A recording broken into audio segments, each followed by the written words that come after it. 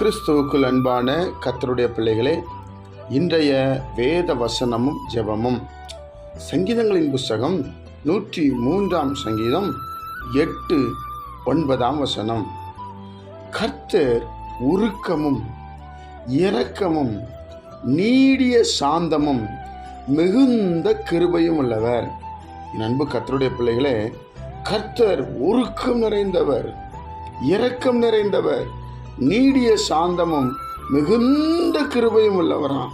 நம் ஆண்டவரை எப்படி அறிந்திருக்கிறோம்? 9 வசனம் இப்படியாய் சொல்லுகிறது, அவர் எப்பொழுதும் கடிந்து கொள்ளார், என்றென்றைக்கும் கோபம் கொண்டிறார். ஏன்னா அவர் உண்டாக்கின ஜனம், அவரை போலவே நம்மை உண்டாக்கி இருக்கிறார்.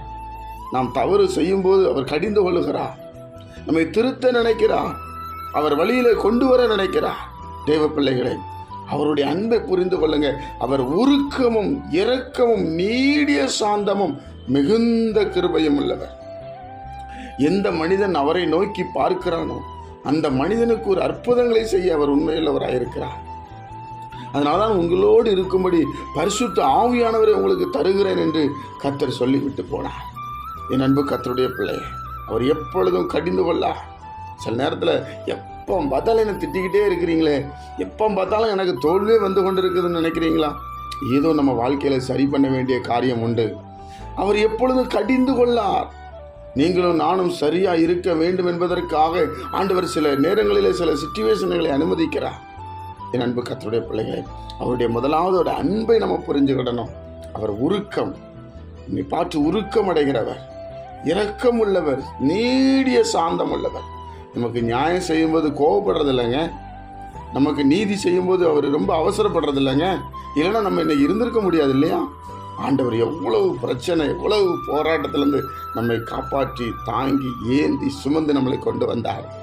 என் அன்பு கர்த்தருடைய பிள்ளைகளே, என்றைக்கு கோபம் கொண்டீரா, என் மேல் மனம் இறங்குவா என்று விசுவாசிக்க ஜெபிப்போமா? பரிசுத்தமுள்ள நல்ல ஆண்டவர், நம்முடைய குமாரன் இயேசு கிறிஸ்துவின் நாமத்தில் வருகிறோம். இந்த நாளை எங்களுக்கு நீர் ஆசீர்வதித்து தாரும். உடைய சமாதானமும் உடைய சந்தோஷம் எங்கள் வாழ்க்கையில் ஆண்டவரை இருக்கும்படி, ஆண்டவருடைய பிரசன்னத்தில் எப்பவும் நாங்கள் இருக்கும்படி கர்த்தர் கிருபை செய்யுங்க. உங்கள் ஆளுகை எங்கள் குடும்பத்தில் இருக்கட்டும், எங்கள் மேலே இருக்கட்டும்.